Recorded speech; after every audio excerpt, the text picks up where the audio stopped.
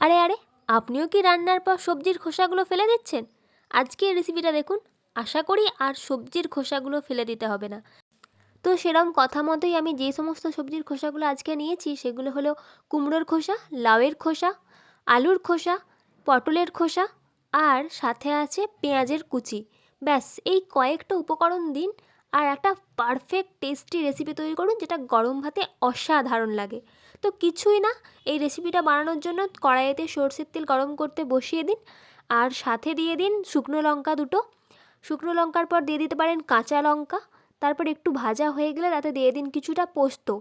হ্যাঁ, পোস্তটাই কিন্তু এটা টেস্টকে অনেকটা এনহ্যান্স করবে, পোস্তটা কিন্তু দিতে ভুলবেন না। তারপর পোস্তটা একটু ভাজা হয়ে গেলেই দিয়ে দিন যেই খোসাগুলোকে সরু সরু করে কেটে রেখেছিলেন, ওগুলোকে দিয়ে দিন, ভালো করে নাড়াচাড়া করুন আর একটু মাখা মাখা হয়ে গেলেই আপনি বুঝতে পারবেন যে এটা ভাজা হয়ে গেছে।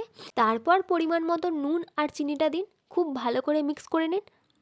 তারপর ঢাকা দিয়ে দিয়ে ভালো করে সেদ্ধ করুন আর প্রপারলি যখন ভাজা হয়ে যাবে তখন নামিয়ে নেবেন। আপনি ভিডিওতে দেখে বুঝতেই পারছেন যে কতটা ভাজতে হবে পারফেক্ট রান্না করার জন্য।